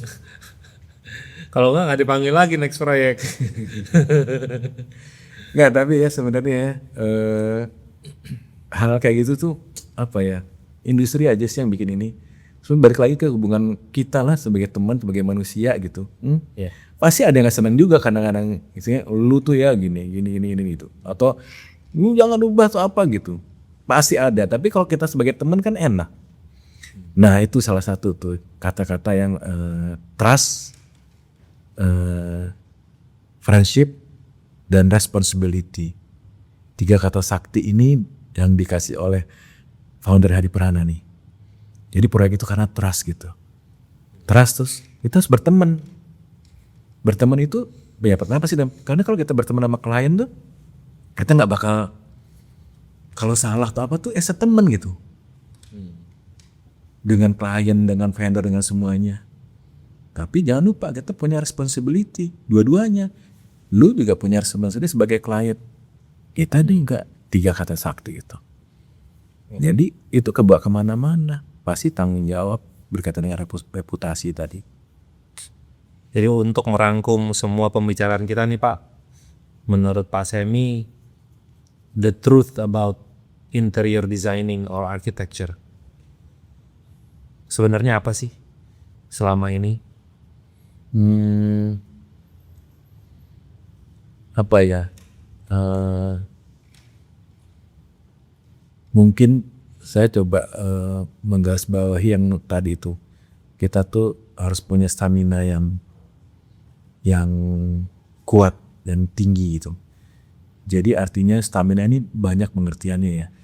Karena kita bermain dengan waktu. Berbagi dengan waktu dan berbagi dengan kapasitas waktu kita sendiri nih. Sehari itu kita bagi 3 atau bagi berapa. Jadi artinya untuk satu proyek itu panjang lagi kan. Harus punya kesabaran. Harus punya apa ya, ya itu tadi passion. Kalau nggak punya itu ya mungkin berat, yang pengen instan, pengen cepet, pengen jadi. Udah lu diem ya, gue bikin rumah nih pokoknya bagus nih, gambarnya gini nih. Gak akan bisa. Mungkin pertama bagus, wah gila, diliput di mana-mana, tapi begitu dia tinggalin seminggu, ya gila ini gue naruh di mana? Kok sepatu gue berantakan nih? Ternyata anaknya kalau keluar negeri pulang beli sepatu itu bisa 10 pasang. Mau dia lama dibuang sayang. Hal kayak gitu. Akhirnya apa? Datang nggak sampai setahun, rumahnya udah berantakan. Belum masalah bocor, belum masalah mampet dan sebagainya. Kenapa? Karena ya koordinasinya semua nggak bagus. Jadi artinya apa? Ya kita sebagai arsitek atau sebagai interior lah, mungkin sebagai interior gitu ya, dan mungkin juga sebagai arsitek, bahwa ya kita harus punya kesabaran ya. Kalau emang kita mau jadi arsitek, karena kita bermain dengan apa ya, dengan hal yang pasti sebetulnya, bukan yang ngawang-ngawang gitu.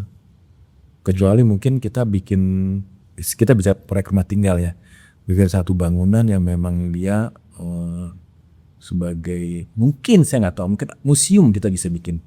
Sejauh ini sih pikiran saya kalau kita mendesain museum tuh masih bisa bikin yang gimana gitu. Tapi di luar museum, lebih banyak ininya ya. Mau rumah sakit, kantoran, gedung perkantoran aja harus semakin banyak lantainya mungkin yang bisa dijual gitu. Banyak hal yang lebih mengikat gitu. Apalagi bikin rumah tinggal. Bapaknya, ibunya, anaknya, pembantunya. Jangan rumah udah jadi pembantunya nggak ada yang mau. Keluar semua. Ya, jadi apa tuh the truth of interior design tuh ya menurut saya jangan dilihat glamornya aja gitu. Satu lagi yang buat saya heran sekarang, coba lihat deh di sekolah-sekolah. Dulu zaman saya perempuan cuma 2 atau 3 dari 16 orang. Sisanya laki-laki. Sekarang hampir 90% perempuan. Di sekolah interior design di mana-mana Bu. Jakarta, Bandung semua gitu. Nah itu gak tahu tuh fenomena apa tuh. Padahal kerjaan laki. Ngelembur itu hampir tiap hari udah pasti. Kasihan dong dia pulang malam-malam. Kalau perempuan jam berapa dia harus pulang, atau nanti kalau udah menikah dan sebagainya. Padahal yang nongkrongin di lapangan, nongkrong ke workshop, siang malam apa, ngambil barang kalau perlu, kerjaan laki semua itu. Harus wanita kuat ya. Harus wanita kuat. Tapi di satu sisi juga sekarang lihat semua wanitanya pada maju tuh. Di Hadi Prana semua bos-bosnya atau leader-leadernya perempuan semua. Iya. Karena kuat. Oke Pak Semi. Thank you Bang. Terima kasih banyak. Saya terima kasih. Conversation. Thank you.